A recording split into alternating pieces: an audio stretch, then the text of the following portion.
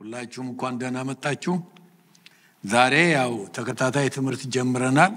እሱን እንቀጥላለን። ርዕሱ የመዝራትና የማጨድ ሕግ።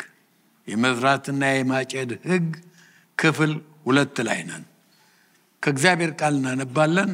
ለቃሉ ክብር ሁላችንም እንነሳ። ያው ጥቅሳችንን ታውቁታላችሁ። በቃልም ልታውቁት የሚገባ ጥቅስ ነው። ገላትያ ምዕራፍ 6 ከቁጥር 7 ጀምሮ ነው እስከ 7 እና 8 ነው ያነበብነው። ወረድ ብላችሁም ብታነቡ ይጠቅማል። አትሳቱ፣ እግዚአብሔር አይዘበትበትም። ግሪክኛው አይታለልም የሚለውንም ሐሳብ ይጨምራል ብያቸዋለሁ። እግዚአብሔር አይዘበትበትም፣ ሰው የሚዘራውን ሁሉ ያንኑ ደግሞ ያጭዳልና። በገዛ ሥጋው የሚዘራ ከሥጋ መበስበስን ያጭዳልና፣ በመንፈስ ግን የሚዘራ በመንፈስ የዘላለምን ሕይወት ያጭዳል። እንጸልያለን። አንገቶቻችንን ዝቅ አድርገን ሕያው የሆንክ አምላካችን እግዚአብሔር ሆይ እናመሰግንሃለን። እንደገና ደግሞ አንድ ሌላ እሑድ ሰጥተህን ሳምንቱን በጤና ጠብቀህን እግዚአብሔር ሆይ ከቁጥራችን የጎደለ ሳይኖር ማንም በክፋት የተወሰደ ክፉ የደረሰበት ሳይኖር እንደገና እንድንሰበሰብ በቃልህ ዙሪያ እንድንገኝ ጌታ ሆይ ቃልን ለመስማት እድል ስላገኘን እናመሰግንሃለን። ከጀመርንበት ጊዜ ጀምሮ እስካሁን ድረስ በመንፈስ ቅዱስህ መካከላችን ስለተገኘ መገኘትህ እንዲሰማን ስላደረክ እናመሰግንሃለን። የቀረውም ጊዜያችን በእጅህ ነው። ጌታ ሆይ የተባረከ አድርግልን። የከበረውን ቃልን ስንሰማ በአክብሮት መቀበል እንድንችል እርዳን። ጌታ ሆይ የምንሰማው በከንቱ በአንድ ጆሮ ገብቶ በሌላ አይውጣ። እግዚአብሔር ሆይ ይሄ የምንማረው ቃልህ እግዚአብሔር ሆይ መልካም ነገር ብናደርግ የሚሆነውን ክፉም ብናደርግ የሚሆነውን አንተ የማትታለል የማይዘበትብህ እንደሆነ የሚያሳየን እግዚአብሔር ሆይ ሁላችንም በፊትህ በፍርሃት በመንቀጥቀጥ በአክብሮት እንድንገኝ እንደ ልጆችህ የአባቱን ትእዛዝ የሚሰማ አባታችን ነህና እግዚአብሔር ሆይ ያንንም ደግሞ በትጋት የሚፈጽሙ አድርገን በጌታ በኢየሱስ ስም አሜን። ባለፈው ሳምንት ይህንን ትምህርት ጀምረናል። በዚህ በምድር ላይ ስንኖር የምንታዘዛቸው ሕግጋት እንዳሉ ተናግሬያለሁኝ። መቼም የሕግጋቱን ብዛት ቆጥረን መጨረስ አንችልም። ህልቁ መሳፍርት ናቸው። በጣም ብዙ ነው ሕግ ያለው። ግን ሰብሰብ ስናደርጋቸው ምን ብለናል? የእግዚአብሔር ሕግ አለ ብለናል። የሰው ሕግ አለ ብለናል። ደግሞም ተፈጥሮ የራሷ የሆነ ሕግ አላት። የተፈጥሮ ሕግ አለ። ብዙ ነው። እንደው ለአይነት አንዳንዱን እንደ ግራቪቲ፣ ተርሞዳይናሚክስ ሌሎችንም ጠቀስኩ እንጂ በተለይ ወደ ሳይንሱ ስትገቡ የማይለወጡ ሕጎች አሉ። ፊዚክስ ለምሳሌ ኤነርጂ አይፈጠርም፣ ሊያጠፉት አይቻልም። የተለያዩ ነገሮች አሉ፣ ብዙ ሕጎች አሉ። ከነኚህ ውስጥ እንደተማርነው የሰው ሕግ መሻር ይችላል፣ መለወጥ መቀየር ይችላል። ኢቭን የሀገር መተዳደሪያ ኮንስቲቱሽን ወይንም ደግሞ የሀገር ሕገ መንግስት እንኳን ሲቀየር ስንት ጊዜ አይተናል። አንድ ሕገ መንግስት በሌላ ሕገ መንግስት፣ ያኛው ሕገ መንግስት በሌላ ሕገ መንግስት ሲቀየር እናያለን። የማይለወጥ ምንም ነገር የለም። የሰው ሕግ ይለዋወጣል። የእግዚአብሔር ሕግ ግን አይለወጥም። ልክ እግዚአብሔር ለዘላለም ነዋሪ ነው እንዳልነው ቃሉም በቃሉ እንደተጻፈው የላኩትን ይፈጽማል እንደተባለ እንደውም በቃሉ ውስጥ ሰማይና ምድር እንኳን የምናያቸው ያልፋሉ፣ የእግዚአብሔር ቃል ግን ለዘላለም ይኖራል እንደተባለ የእግዚአብሔር ቃልም ሁል ጊዜ ያው ነው። ሕጉ አይለወጥም፣ አይሻሻልም። አዎ የተፈጥሮ ህግም አይሻሻልም። የሰው ህግ ብቻ ነው የሚቀያየረው። ከነኚህ ህጎች ውስጥ ከእግዚአብሔር ከሆኑት ውስጥ በተለይ እንደ ዘጸአት 20 ላይ ያሉት አትግደል፣ አትስረቅ የሚሉትን 10ን ትእዛዞች ሁላችንም እናውቃለን። ያ ብሉይ ኪዳን ይሁን የህግ ዘመን ይሁን የጸጋ ዘመን ሁላችንም መታዘዝ የሚገባን የእግዚአብሔር ህግ ነው። ሌሎችም የእግዚአብሔር ህጎች አሉ፣ በብሉይም ትእዛዞች አሉ። በዚህ በጸጋ ዘመንም ቢሆን ብዙ ትእዛዞች ተሰጥተውናል። እነኛን በፍቅር ደስ እያለን የእግዚአብሔርን ትእዛዞች ሁሉ ልንፈጽም ይገባናል። ከነኛ ሌላ ለህይወታችን መተዳደሪያ እንዲሆኑ መመሪያ እንዲሆኑን ፕሪንሲፕል አድርገን እንድንጠቀምባቸው በህይወታችን ላይ ተግባራዊ እንድናደርጋቸው የተሰጡ የመንግስቱ ህግ አሉ። ብዙዎች ናቸው። ለናሙና ለአይነት አንዳንዶቹን ጠቅሼላችኋለሁ። ከነኚህ የመንግስቱ ህግ ከሆኑት መካከል እንደውም በጣም ኃይለኛው እንደውም በጣም የሚሰራው አንደኛው የመዝራትና የማጨድ ህግ እንደሆነ ተነጋግረናል። ህጉ እንዲሁ ህግ ስለተባለ አንፍራ። መልካም ከዘራን መልካም ነው፣ ክፉ ከዘራንም ክፉ ነው። ሁለቱም ይታጨዳል። የሚሰራ ነው ብያቸዋለሁ።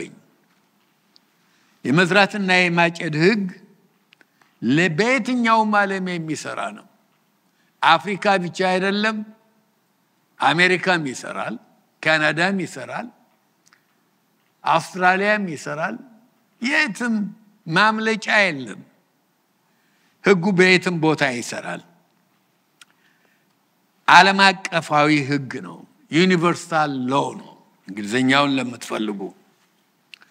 ህጉ በናቹራል ወርልድ ይሰራል። እንደውም ይሄ ሐዋርያው ጳውሎስ የተጠቀመበት ቃል የመጣው ከግብርና ዓለም ነው። በዚህ ዓለም ላይ ካለ የግብርና ሙያ ነው፣ ናቹራል የሆነ ነው። ነገር ግን በመንፈሳዊውም ደግሞ ይሰራል። እንደውም ሐዋርያው ጳውሎስ ግብርና ለማስተማር አይደለም፣ ግን መንፈሳዊ መልእክት እንድናገኝበት መመሪያ እንድናገኝበት ነው ያስተማረው። በሁለቱም ይሰራል፣ በመንፈሳዊ ህይወትም ይሰራል። ይህን ጠቁመናል። የመዝራትና የማጨድ ህግ በግብርናም ሆነ በመንፈሳዊ ህይወት የሚሰሩ 9 የሚሆኑ ህጎች እንዳሉ ጠቅሼላችኋለሁ። እነኛን አንድ ባንድ አስተምራለሁ ብዬ በገባሁት ቃል መሰረት ዛሬ የመጀመሪያውን ህግ ላስተምር ነው። 9ኙን ሰጥቻችኋለሁ ባለፈው ጊዜ ኢንትሮዳክሽን ስናደርግ። እንግዲህ የመጀመሪያው ህግ የሚታጨደው ሁሉ ጊዜ በአይነቱ የተዘራውን አይነት ነው። ያው ጥያቄው ምንድነው? ምንዘራው ነው። የሚታጨደው ሁሉ ጊዜ አንደኛው ህግ የሚለው የተዘራውን አይነት ነው። ሱፍ ከዘራ የሚታጨደው ሱፍ ነው። ባቄላ ከዘራ ባቄላ ነው። ይሄው ሩዝ ከዘራ ሩዝ ነው። በናቹራል ወርልድ ይሄው ነው። በግብርናው ዓለም ህጉ ይሄው ነው። በመንፈሳዊም ዓለም እንደዚሁ ነው። ለዚህ ነው እዚህ ጋር ሐዋርያ ጳውሎስ 2 ነገር ጠቅሶልናል። ከመንፈሳዊም ዓለም ከስጋዊም ዓለም። በስጋ መዝራት እንዳለ ጠቅሶልናል። በመንፈስ ደግሞ መዝራት ይቻላል። ሁለቱም አለ። የምንኖረው እንግዲህ ከእግዚአብሔር የተሰጡት እነዚህ መለኮታዊ መመሪያዎች የመንግስቱ ህጎች በሚሰሩበት በሚገዙበት ዓለም ነው። ከነዚህ ህጎች ደግሞ በጣም ኃይለኛው የመዝራትና የማጨድ ህግ ነው ብያቸዋለሁ። ምክንያቱም በሁለቱም ዓለም ይሰራል። በመንፈሳዊውም ወይም በምድራዊውም በሁለቱም ይሰራል። በግብርና ሙያ የተሰማሩ እነዚህ ህጎች እንደሚሰሩ ያውቃሉ። ገበሬ ያውቃል። እንደው ሞኝ አይሆንም። ባቄላ ዘርቶ አተር አይጠብቅም። እንደሚዘራ አይነቱ እንደሚወሰን እንደዘሩ እንደሚሆን ያውቃል ማለት ነው። በግብርና ሙያ ያሉት ስተት አያደርጉም።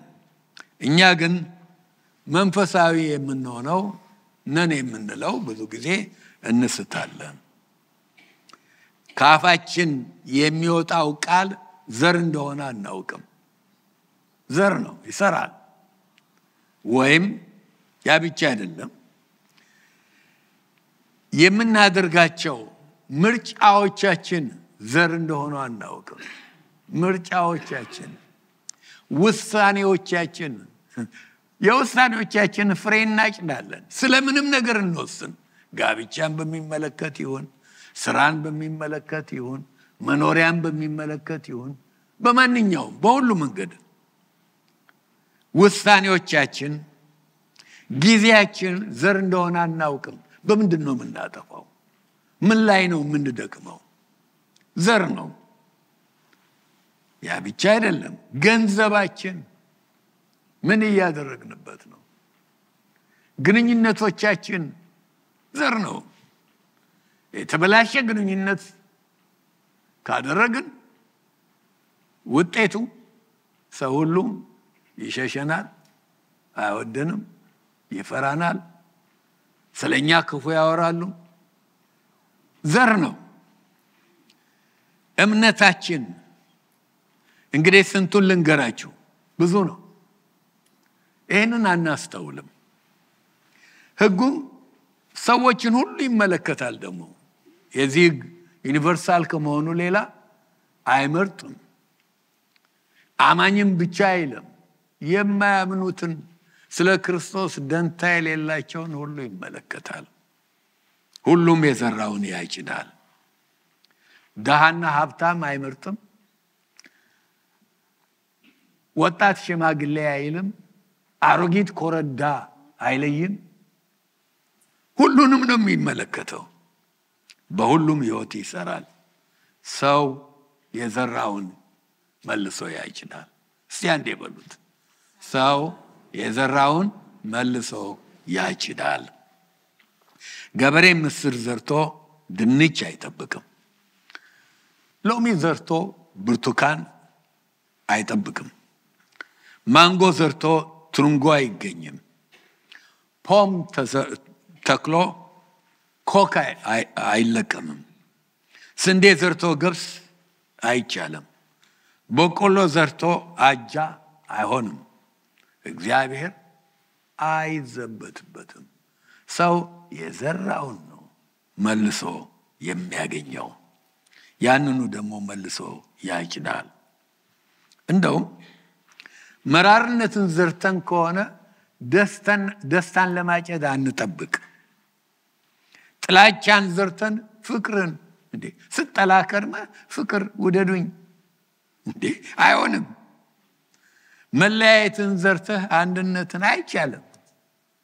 የመለያየት ዘር አንድነትን እንደማያመጣ ከማንም ይልቅ እኛ እንረዳለን። አሁን በተለያየ በጎጣና በእንትን የተከፋፈል ሰዎች ስለሆነ ነቀፋንና ስድብ ዘርተን ጓደኛችን ብዙ እንዲሆን አንጠብቅም። ተሳዳቢ ነቃፊ ጓደኛ የለውም፣ ይሸሸዋል። ካወቀ ማንም አይቀርብህም። ይሄ ብቻ አይደለም። ኃጢአት ተዘርቶ ቅድስና አይታጨድም። ውሸት ተዘርቶ እውነት አይታጨድም። ደግነት የዘራ ወዳጅ ያፈራል። በቃሉና በጸሎት ጊዜውን ያጠፋ እነኚህ አምስቱ ዲሲፕሊን የምንላቸውን በማድረግ ክርስቲያንን አይደለም፣ እዚህ ሁላችንም መንፈሳዊ ነን። መንፈሳዊ ለመሆን የተጠራነው ክርስቶስን ለመምሰል ነው። ለማደግ እነኛ አምስት ዲሲፕሊኖች ግዴታ ናቸው። ቃሉን መብላት፣ ማንበብ፣ ማጥናት፣ ጸሎትን መጸለይ፣ በግል በማህበርም ይችላል የሚባል አይደለም። የቅዱሳን ህብረት ሶስተኛው ዲሲፕሊን ነው። አራተኛው ምንድነው ያልናችሁ? መመስከር። አምስተኛው ምንድነው ያለው? ማንበብ ብቻ አይደለም፣ ያነበብነውን በተግባር መግለጽ፣ መታዘዝ። እነኚህን የሚያደርግ ጊዜውን በዚህ ያጠፋ በመንፈሳዊ ሕይወቱ የበረታ ክርስቲያን ይሆናል። ጠንካራ የማይነቀነቅ ይሆናል። ይህን የማያደርግ ደግሞ ደካማ፣ ሰይጣን የሚጫወት ምላሱን የሚያወጣበት ይለዋል። የሚያሾፉበት ሲዘምርም እንደው ሲልም ሁሉም ነገር ሲናገር ይለዋል። አንተም ደካማ ማለት ነው። ይህ ሕግ በሁሉ ይሰራል። ሰላም የዘራ ሰላም ያጭዳል። ታማኝነት የዘራ መታመን። ሰው ሁሉ ታማኝ መሆኑን ሲያውቁ ያምኑታል። በቃ ይሄ ሰው ለሁሉ ነገር ይታመናል። ጥናቱ ላይ ጊዜውን ያጠፋ ግራጁዌት አድርጎ ምን የመሰለ ስራ ይዞ ገንዘብ አግኝቶ በደስታ መኖር ይችላል። ሰነፍ ስንፍና ከሆነ የዘራው ኤፍልሶ ከጓደኞቹ አንሶ ስራም ሳይኖረው እንደው በጣም ዝቅ ያለ ውጤቱን ታውቁታላችሁ። ያልዘሩት አይታጨድም። ልክ ነኝ? ያልዘሩት አይታጨድም። እነዚህ ሕጎች ታዲያ አሉታዊ ከሆኑ አሉታዊ ውጤት አላቸው። ኔጌቲቭ ከሆኑ አዎንታዊ ከሆኑ የሚዘራው አዎንታዊ ውጤት አላቸው። እዚሁ ቃል ላይ እንኳን በስጋ የሚዘራ ስጋዊነትን ያጭዳል። ክፋት የሚዘራ ቢዘገይም ቢቆይም ክፋት ያጭዳል። ለጌታ ጉዳይ ግዴለሽ የሆነ ቀዝቃዛ የሆነ ሰው ያጭዳል። ድንዛዜ የሎዶቅያ ቤተክርስቲያን አንደኛ ታማኝ አባል፣ የጌታ ካፌ አውጥቼ ልጥልህ ነው ያለው ዋና የክብር አባል ይሆናል። አዎንታዊውን ስንዘራ በመንፈስ የሚዘራ የመንፈስ ፍሬ ያጭዳል። ገላትያ ምዕራፍ 5 ላይ ያሉትን ሁሉ በሕይወቱ ውስጥ በሽበሽ ወንጌል የሚዘራ የሚመሰክር አዲስ አማኞች ያፈራል። ልጆቹን በእግዚአብሔር ፍርሃት በመጽሐፍ ቅዱስ በመኮትኮት የሚያሳድግ ልጆቹ መልካም ስነ ምግባር ኖሯቸው መልካም ሆነው ለሀገርም ለመንግስትም ለጎረቤትም ለሰውም ሁሉ ጠቅመው ያገኛል። መጽሐፍ ቅዱስም ይሄን ይላል።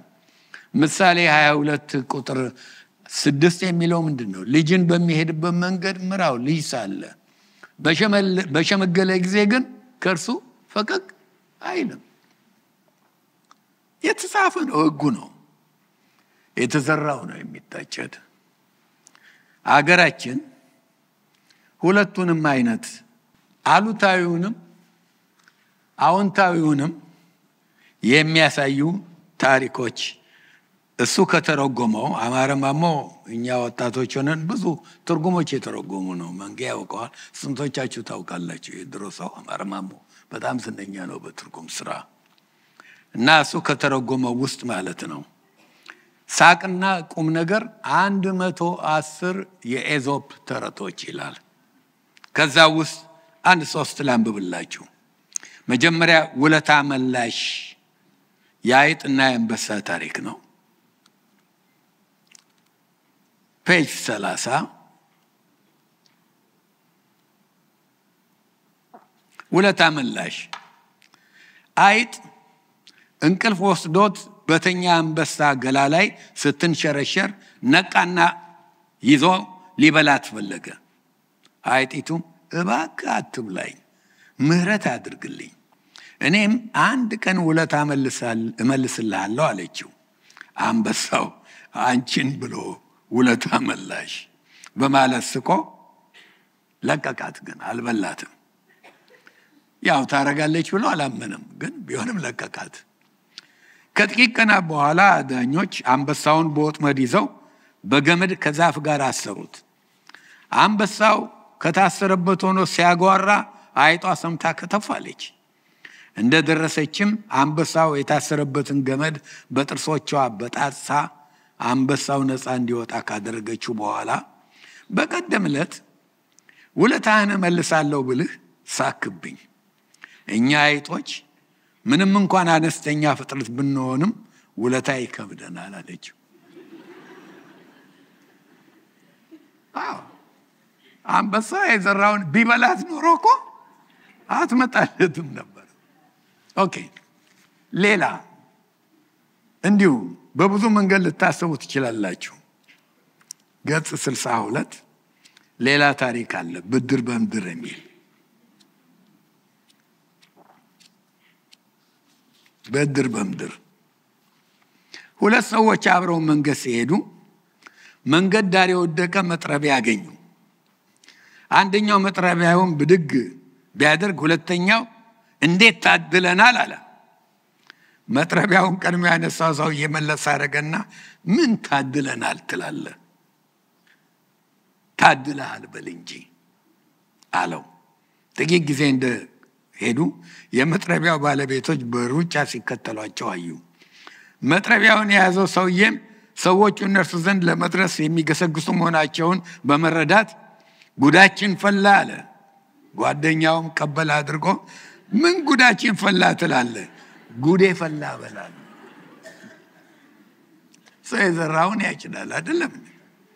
አንድ ልድገማችሁ፣ ብዙ ነው እንዲህ ያሉ ነገሮች አሉኝ፣ ብዙ መጽሐፎች። አንደኛው ይሄ ነው እና ሌላ ቁጥር 24 በሰፈሩት ቁና የሚል አለ። ገጽ 24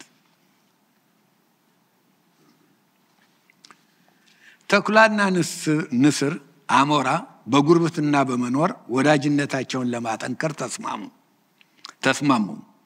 ንስሯ ከአንድ ረጅም ዛፍ ላይ ጎጆዋን ሰርታ እንቁላል መጣል ጀመረች።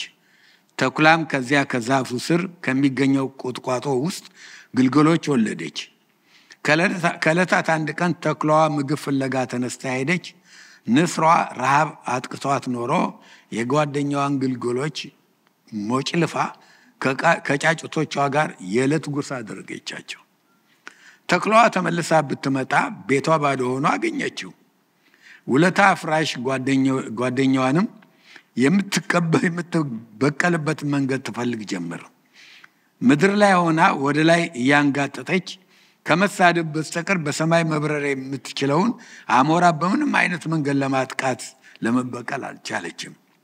ጥቂት ጊዜ እንዳለፈ አንድ ሁኔታ ተፈጠረ። ጥቂት ሰዎች ሜዳ ላይ ከብት አርደው በእሳት በማቃጠል መስዋዕት ያቀርቡ ነበር። ንስሯ በራ ሄዳ እሳት ላይ ከተቆለለው ስጋ አንዱን መንትፋ ወደ ጎጆዋ ተመለሰች። አጥንቱን እሳት ገብቶት ኖሮ የንስሯን ጎጆ በእሳት ተያይዞ በመቃጠሉ ጫጩቶቿ መሬት ላይ ዱብ ዱብ አሉ። ተኩላዋም ዛፉ ስር ሆና የሚወድቁትን ጫጩቶች አንድ ባንድ እየለቀመች በልታ ጨረሰቻቸው። በሰፈሩት ቁና ይሰፈራል። ጥሩ ምሳሌ ነው አይደለም? ከታሪክ ደግሞ ልስጣችሁ። ራዳር የሚባለውን ቴክኖሎጂ የፈጠረ ሰው ሰር ሮበርት ዋትሰን ዋት ይባላል። ይህን ቴክኖሎጂ የፈጠረ ሰው ነው። አንድ ቀን መኪናውን ሲነዳ ፖሊስ በራዳር አየውና ፍጥነቱ በኃይል ነበረ።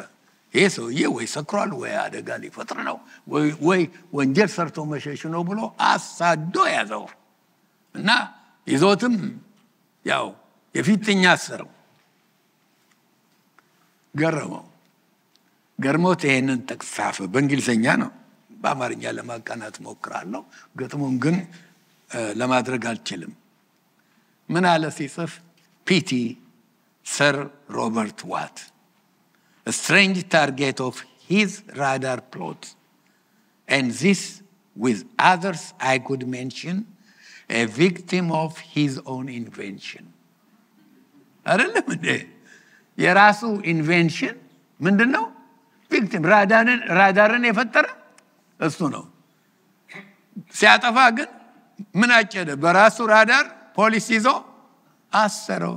ፒቲ ሰር ሮበርት ዋት፣ ምስኪን ሮበርት ዋት አለ። ራሱ በፈጠረው ነገር ራሱ ተያዘ። አንድ ልጨምር። ኦኬ። አንድ ቀን አንዱ ንጉስ የቤተ ክርስቲያን ደወል እንዲሰራ አንዱን ያዘዋል። ትልቅ ደወል የሚያስፈልገው ብረት ሰጠው፣ መዳብ ሰጠው፣ ብር ሰጠው። እነኚህን 3 ነገሮች ከነኛ አድርገህ አቅልጠህ ስራ አለው። ሰውየው ሲያነኝን ሳይ ጓጓ።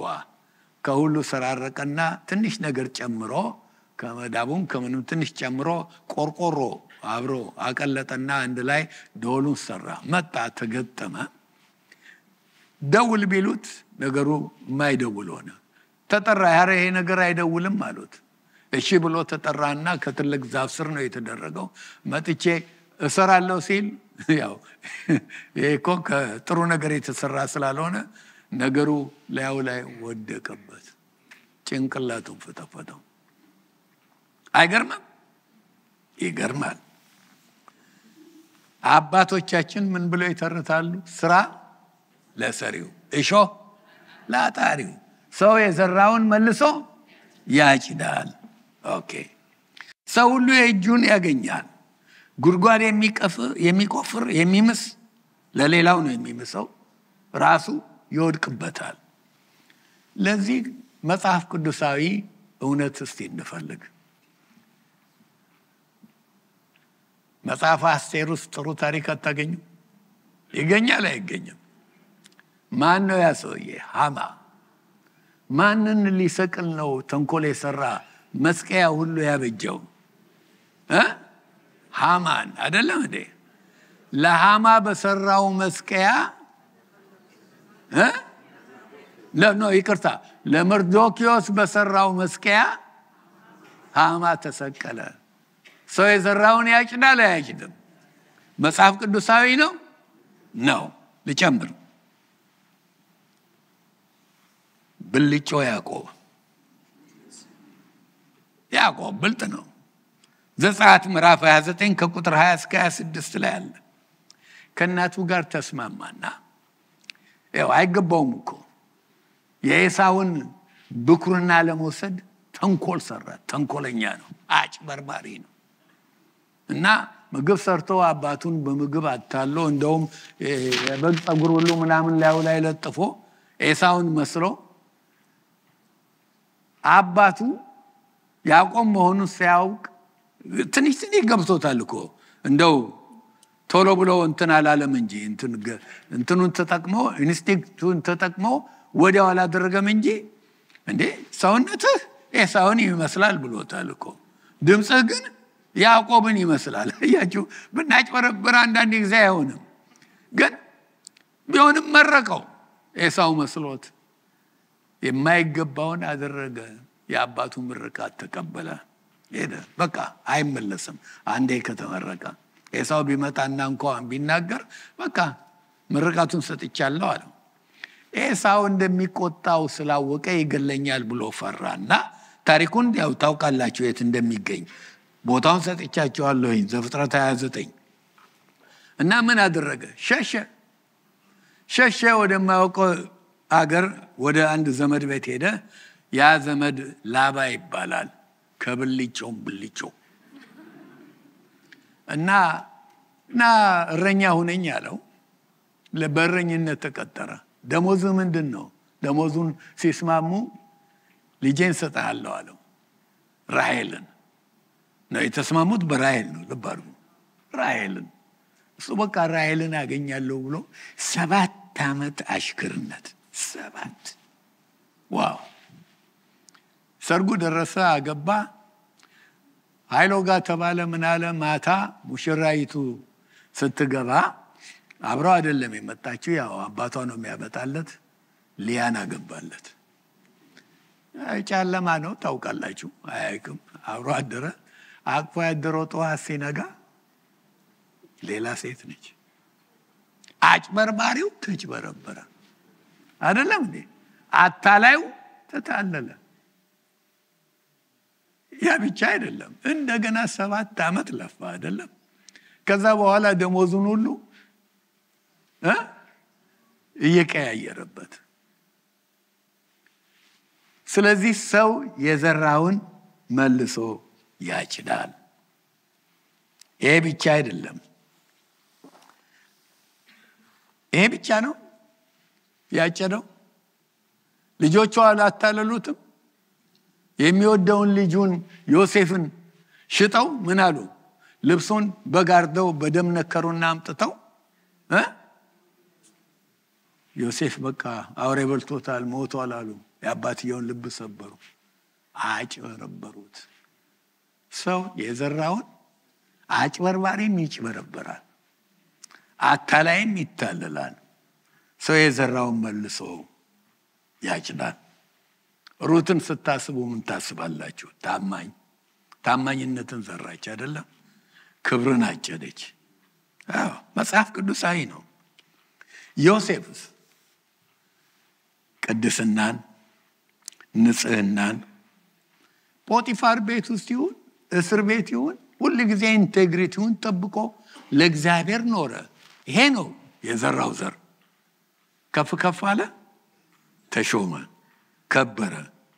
መጽሐፍ ቅዱስ ውስጥ አለ። ከኔጌቲቭ ከአሉታዊ ደግሞ ብዙ ያጨደ ሰው ልጥራላችሁ። ያው ምን እንወደዋለን። ታሪኩ ደስ ይላል። ዳዊት እግዚአብሔርም ይሁን የሆነውን ሰው እንደ ልቤ የሚሆን ያለው ነው። ግን ታውቃላችሁ ንጉስ ነበረ። አንድ ቀን በረንዳው ላይ በሚዝናናበት ጊዜ አንዲት ሴት አካላቷን ስትታጠባየ። ንጉስ ነው አይደለም? ስልጣን አለው። ያው ቢኬርፉል። ስልጣን መጥፎ ነው፣ ያባልጋል። የፈለጋችሁት እንድታደርጉ። እዚህ ሀገር አንድ ሰው ዋይት ሃውስ ሳጤ ያሰራ ትልቅ ወንጀል፣ ትልቅ ስካንዳል ነበር። ፕሬዚደንት ነበር፣ ቢል ክሊንተን ይባላል ካላወቃችሁት። አንድ ሞኒካ ከምትባል ጋር የታወቀ ታሪክ ነው ቢጠቀስም። ስለዛ የተጻፈ አንድ መጽሐፍ አለ። አርስቱ በጣም ደስ ይለኛል። because he can ይላል። ንጉስ ስለሆነ አሁን ፕሬዚዳንት ስለሆነ የፈለገውን ማድረግ የሚችል ነው። ኢቭን ዋይት ሃውስ ውስጥ ስልጣን ሲኖራችሁ የፈለጋችሁትን ለማድረግ እንደምትችሉ ታስቡና የፈለጋችሁትን ታደርጋላችሁ። ዳዊትም የፈለገውን አደረገ። አስጠራ፣ አምጧታል። የሰው ሚስት አትመኝ ይላል እኮ እንደውም አይደለም እንዴ? የዳውን ሰውዬ ያውም እኮ ለአገሩ ሊዋጋ ጦር ሜዳ ሄደዋል። ኦሪዮን አስረገዛት። አሁን ጉዱን ለመሸፈን ደግሞ ምን ማድረግ አለበት? ያረገዘችው ከኔ አይደለም ከሱ ነው ከባሏ ነው ለማለት ባሏን ከጦር ሜዳ አስመጣውና ሂድ ቤት አለው። ሰውየው የእግዚአብሔር ታቦት ደጆ ነው፣ ህዝቡ እየተዋጋ እኔ እንዴት ቤቴ ገብቼ ከሚስቴ ጋር አድራለሁ? አይሆንም አለ። አስክሩት አለ።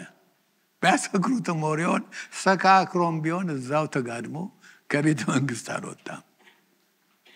ሲቸግረው ጊዜ ሄደ፣ ወደ ጦር ሜዳ ተመለሰ። ሰውየው ለጦሩ አዛዥ ለጦሩ ጄኔራል ዳዊት ደብዳቤ ጻፈ፣ መልእክት እና ጦርነት ሄዱ ቀስቅሱና ጠጋ ብላችሁ ጦሩ ሲፋፋም ሽሹ እናንተ ኦሪዮንን ተውት አለ እንዲገደል። ያኔ ውጊያው በሰይፍ ነው። ያው ኦሪዮንን አስገደለው። ሰው እንኳን መጥቶ ወይ በቃ ጦር ሜዳ እኮ እንዲሆነ ኦሪዮን ተገደለ ሲሉት መዘበቻ እንደው አሳፋሪ ንግግሩ ትዝ ይላቸዋል። ነገሩ በፊትህ አይክፋ። ጦር አንድ ይሄንን፣ ሰይፍ አንድ ይሄንን፣ አንድ ያኛውን ይገድላል አለ። ይሄን ያረገ ነው። አጨደ አላጨደም። ሲያጭድ እግዚአብሔር ምን አለ? ሰይፍ ከቤትህ አይጠፋም። አልጠፋም ከዳዊት ቤት፣ በልጆቹ በቤተሰቡ ሁሉ ከፈለ። እንደው ሰይፍ ከቤቱ ስለማይጠፋ ብዙ ደም ከማፍሰሱ የተነሳ የእግዚአብሔርን መቅደስ እንኳን ለመስራት አልተፈቀደለትም። ኃጢአቱም ይቅር ተብሎ እንኳን አጭደዋል። ይሄ ብቻ ነው አይደለም። የራሱ ልጅ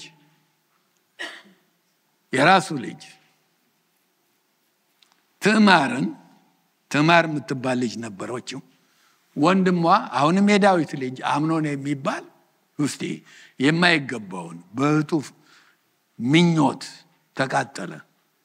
እንደውም ክፉ ጓደኛ ክፉ ነው፣ ልባርጉ ጓደኛና ኤሌቬተር አንድ ነው ወይ ወደ ላይ ያወጣቸዋል ወይ ወደ ታች ያወርዳቸዋል እና ምን አለው ለምን ትታመማለህ የንጉስ ልጅ ሆይ አይደለም እንዴ አለው ምክሩን መከረው ያው ታሪኩን አልደግምላችሁም እንጎቻት እንጉትልኝ ብሎ አስጠራትና አነቃት አስነወራት የራሱን ህይወት አጨዳ አላጨደም ዳዊት አጨደ አቤሴሎም ያው እህቱ ነበረች ከእናት እሱም የንጉስ ልጅ ነው ይሄንን ቂም ይዞ 2 አመት ቆየና ድግስ ደግሶ አምኖንን ምን አደረገው አስገደለው አያችሁ ሰይፍ ከቤቱ አልጠፋ ያውም የራሱ ልጆች ሁሉ እርስ በርሳቸው ተጫረሱ ያማል በቃም እንደውም አቤሴሎም ራሱ በአባቱ ላይ አምጾ መጨረሻ ላይ አውጦርን ቦታ ላይ ሞቷል አይደለም እንዴ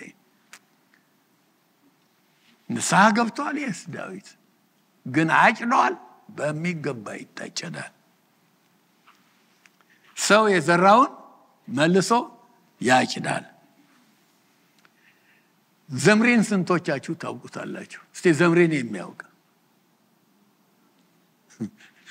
ባታውቁት አይገርመኝም አያችሁ ብዙ ሰዎች መጽሐፍ ቅዱስ ውስጥ አብርሃምን ስለ እምነቱ እናውቀዋለን ዮሴፍን ስለ ንጽህናው ስለ ቅድስናው ዳዊትን እግዚአብሔር እንደ ልቤ ስላለው ዘምሪ ግን ማታውቁበት ምክንያት በእስራኤል የነገሰው ለአንድ ሳምንት ብቻ ነው አንድ ሳምንት ጀስት አንድ ሳምንት አንደኛ ነገሥት 16 ከቁጥር 8 እስከ 20 ድረስ አለ ሎሌ ነበረ የሰረገሎች እንትን አለቃ ነበረ የንጉሱ በንጉሱ ላይ አብዮት አካሄደ አሳን ንጉሱን ገደለው እና ነገሰ ለስንት ቀን ነገሰ ገድሎ በአብዮት በአመጽ ስልጣን ላይ ወጣ 6 ቀን ምክንያቱም ህዝቡ ባደረገው ተቆጣ በተለይም ዘንበሪ የሚባል ሰው ተቃውሞውን መራ እንደውም አምፀው ወደ ቤተ መንግስት መጡ እንደመጡበት ሲያውቅ አብዮት አካሂዶ ገደለ አብዮት ላይ ያካሂዱበት ሰዎች መጡ ይሄንን ሲያውቅ እንዳይገድሉት ሮጦ ወደ ቤተ መንግስቱ ገባና በሩን በላዩ ላይ ዘግቶ ቤቱን በሳት ለኮሰ ተቃጥሎ ሞተ ለዚህ ነው መጣውት የዘራውን አጨደ አላጨደም አጭደዋል ከመጽሐፍ ቅዱስ ነገርኳችሁ ይሄ የሚታጨደው የዘራው አይነት ልክ የዘራነው ነው የሚለው ህግ መሰረት የት ነው በሉኝ የእግዚአብሔር ቃል ነው ዘፍጥረት ላይ እግዚአብሔር ገና ሁሉን ነገር ሲፈጥር በስድስቱ የፍጥረት ቀናት ውስጥ ነው ይሄንን ህግ ያወጣው ዘፍጥረት ምዕራፍ 1 ቁጥር 11 አንብቡ እግዚአብሔርም ምድር ዘርን የሚሰጥ ሳርን ቡቃያን እህል ማለት ነው ምድር ላይ እንደ ወገኑ ዘሩ ያለበትን ፍሬ የሚያፈራ ዛፍን ታብቅል እንግሊዘኛውን ብታምኑ እንደ አይነቱ ማለት ነው ባቄላው ባቄላን ገብሱ ገብስን ማለት ነው ይሄ እግዚአብሔር የዘነገገው ድንጋጌ ነው ይሄ ህግ አንድ ስለዚህ ነው በግን የምትወልደው ፍየል ወልዳ አታውቅም ከዚህ ስርዓት የተነሳ በቆሎም ተዘርቶ አደንጓሬ ሲሰበሰብ አይቻላውቅም አሳን ቆራሪ ስትሆን አይታችኋል አሳ ነች ውሸት ነው ሳይንቲስቶች የማይሆን ወሬ ትምህርት ቤት ውስጥ ይቀልባሉ ልጆችን እንጂ ዝንጀሮ ሰው አይሆንም ሆኖም አያውቅም የህግ ፈጽሞ አይሻርም የማይሆንበት እግዚአብሔር ያወጣው ህግ ነው ገና በፍጥረት ጊዜ ነው ሁሉም አይነቱን ነው የሚያፈራው ሁሉ ነገር መሰሉን ከዚህ የተነሳ የህግ በሰውም ላይ ይሰራል ዘፍጥረት 5:3 ላይ ልውሰዳችሁ አዳምም 230 ዓመት ኖረ ልጅንም በምሳሌው እንደ መልኩ ወለደ ስሙን ሴት ብሎ ጠራው አዳም የወለደው ማንን የሚመስል ነው አዳምን የሚመስል ሰው ነው የወለደው ጥንቸል ወልዷል አልወለደም ሰው ነው የወለደው እንደ መልኩ ይላል ሰው ደግሞ ሌላም መልክ አለው። የተፈጠረው በማን ምሳሌ ነው? በእግዚአብሔር ምሳሌ ነው። የአዳም ዘር በሙሉ የማን ምሳሌ ነው? ሰው የሚባል አመነ አላመነ የእግዚአብሔር ምሳሌ ነው ሰው። ለዚህ ነው ሰውን መግደል፣ በእግዚአብሔር ምሳሌ የተፈጠረውን ሰው መግደል ትልቅ ወንጀል የሆነው። በእግዚአብሔር አምሳል በመፈጠሩ ከእግዚአብሔር ጋር ህብረት ማድረግ ጥንቸል፣ ቀጭኔ፣ ዝሆን እድል የላቸውም። በእግዚአብሔር ተማምኖ ተመክቶ ቢኖር ኖሮ አዳም በመታዘዝ የተፈጠረበትን ዓላማ ቢፈጽም ኖሮ እንዴት በአሁኑ ጊዜ የሁላችን ኑሮ የተለየ በሆነ ነበር። ነገር ግን ምን አደረገ? እግዚአብሔር ሌላም ትእዛዝ ሰጥቶን ነበር። ከዚህች ዛፍ በበላህ ጊዜ ምን ትሆናለህ አለ? አፈር ነህና ተመልሰህ ወደ አፈር ትሄዳለህ፣ ትሞታለህ ብሎት ነበር። አከበረ? ትእዛዙን አላከበረም። ጎመጀ፣ ሄደ። እሷን ሴቷን ጎመጀች፣ በላች፣ ለሱም ደግሞ ሰጠችው፣ በላ። የዛን ጊዜ ቃሉ እንደሚለው ምን ሆነ? ሞተ? አልሞተም። በመንፈስ ሞተ። በስጋ ዘግይቶ ነው የሞተው። በመንፈስ ሞተ። ከእግዚአብሔር ጋር ያለውን ግንኙነት አጣ። ከኤደንም ተባረረ። አጨደ? አላጨደም? አጭደዋል። ስለዚህ ከአዳም የተወለዱ ልጆች ሁሉ ተመልከቱ ሕጉ እንደሚሰራ። ጻድቅ ሆኖ ነው የሚወለዱ አይደለም። እኛም ከአዳም የተወለድን ሁሉ በመንፈስ የሞትን ሆነን ነው የምንወለደው። ለዚህ ነው ዳግም ልደት የሚያስፈልገው። ከአዳም የተወለደ ሁሉ አንድ ጊዜ የተወለደ ሁለት ጊዜ ነው የሚሞተው። በመንፈስ የሞተ ነው፣ በኋላም ደግሞ ይሞታል። እንደገና ደግሞ ዘላለማዊ ሞት አለ። ሁላችንም ከዚህ ሕግ መስራት የተነሳ በመንፈስ የሞቱ ናቸው።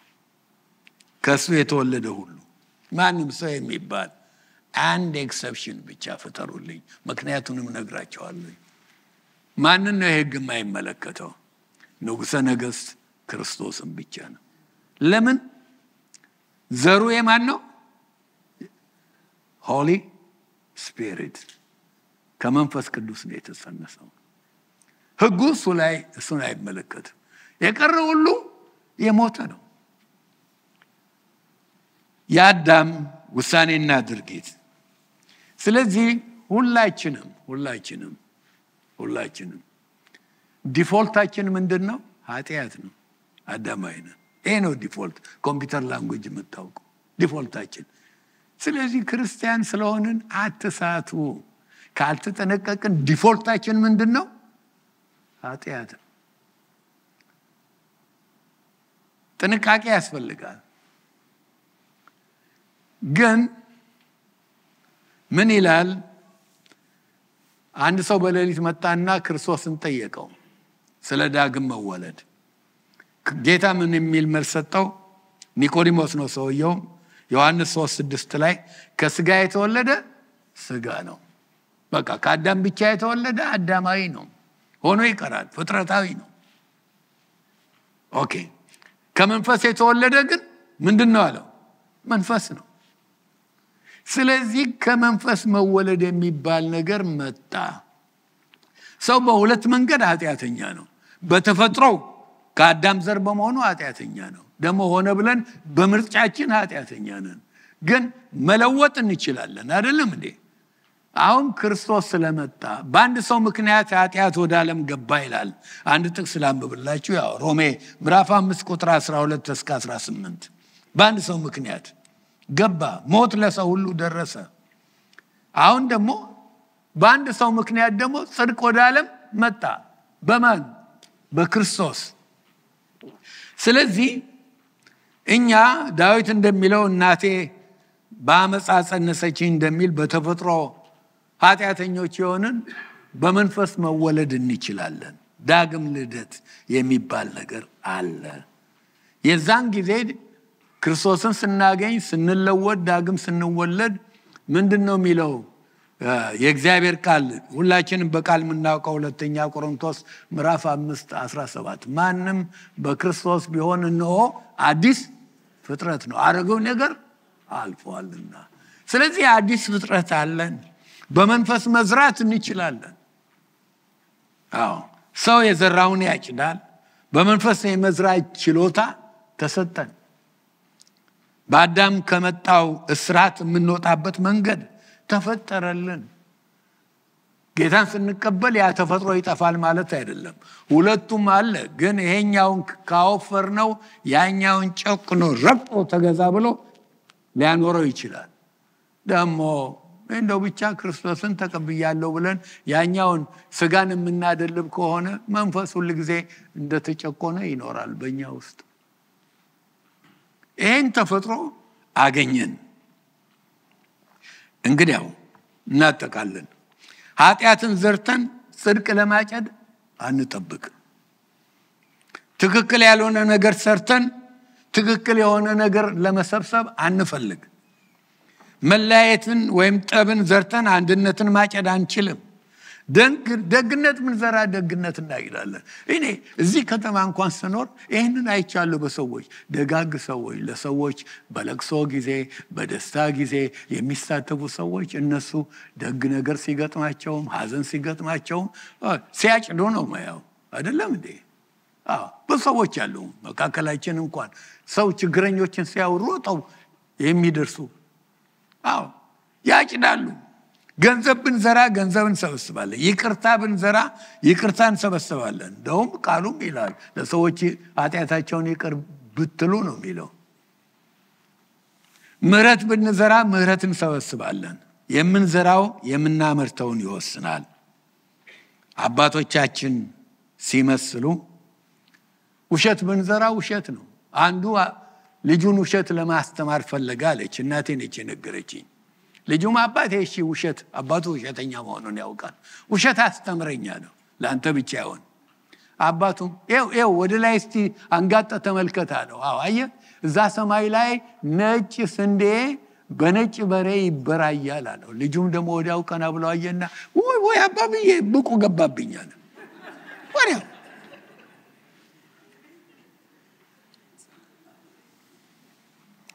አንድ ጊዜ አንድ ቤተሰብ በራፍ ላይ አንዲ ቆንጆ ውሻ መጣች ተገኘች። ቡችላ ነች እና ልጆች ነበሩት 3 ልጆች። ውሻዋን አዩ። የነሱ እኮ አይደለችም ጠፍታ የመጣች ነች። አጫወቷት፣ ደስ አለቻቸው። አባብዬ እቺ ውሻ የኛ ትሆን አሉ። የሰው ውሻ እኮ ነው ጠፍታ የመጣች። አስገቧት። በቃ የነሱ ፔቶና ስትኖር አንድ ቀን ማስታወቂያ በሬዲዮ ተነገረ። ልጆቹም ቁጭ ብለዋል። አባትየውም ቁጭ ብሎ ሳለ ሰማ። ማስታወቂያው የወጣው ከውሻው ባለቤት ነው። አንድ ውሻ ጠፍቶብኛል፣ ፈልጎ ላገኘልኝ ወረታውን እከፍላለሁ። ውሻዬ መልኩ ይሄን አይነት ነው፣ እንደውም ልዩ ምልክት አለው። ከዚህ ከከንፈሩ በታች እዚህ ከንፈሩ ላይ 3 ዊስከር አለ። ዊስከር ጸጉር ነው። ሌላ ስም እንዳለው አላውቅም። ምንድነው መንጌ ያለው አማርኛ? ዊስከር ነጭ የሆነች 3 ልዩ የሆነች ጸጉር አለች ብሎ ማስታወቂያ ሰማ። አባትየውም ሰምቷለች። ልጆቹ እያዩ 3ቷን ጸጉር ውሻ ነይ ቦቢ አለና ንቅል አረጋ። አደጉ ልጆቹ ጥሩ አልሆኑም፣ ተበላሹ። አባትየው ጸጽቶ ሲናገር የዛን ቀን ነኛን 3 ዊስከር ከዛች ውሻ በነቀልኩ ጊዜ ውሻውን አዳንኩ፣ 3ቱን ልጆቼን ግን አጣሁ። ሰው የዘራውን ነው የሚያጭደው። ሆሴዕ ምዕራፍ 8 ላይ ብታዩ በተለይ ቁጥር 7 ስለ እስራኤል ታሪክ ነው የሚናገረው። ይሄ ለሚቀጥለውም ለሌላው የሚታጨደው ከተዘራው በላይ ነው ለሚለው ሕግ ይሰራል። እዚህም ላይ ልጥቀሰው። ነፋስ ዘሩ ይላል። ነፋስ ምን አጨዱ? አውሎ ነፋስ አጨዱ ይላል። እስራኤል ያለ እግዚአብሔር ሄደችበት ጊዜ። ምሳሌ 11:18 የኃጢአት ሰው ሙያ ሐሰተኛ ነው። የኃጢአት ሰው ሙያ ሐሰተኛ ነው፣ ጽድቅን የሚዘራ ግን የታመነ ዋጋ አለው። ምሳሌ 22:8 ኃጢአትን የሚዘራ መከራ ያጭዳል፣ ምሳሌ 26:27 ጉድጓድን የሚምስ ይወድቅበታል፣ ድንጋይን የሚያንከባልል ይገለበጥበታል። ምሕረት የሚዘራ ምሕረት ያጭዳል፣ በንጽህና የሚኖር ከእግዚአብሔር ጋር የቀረበ ግንኙነት ይኖረዋል።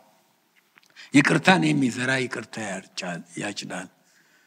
ምርጫዎቻችን፣ ውሳኔዎቻችን፣ ሐሳቦቻችን፣ ቃላቶቻችን እነኚህ ሁሉ ዘር ናቸው።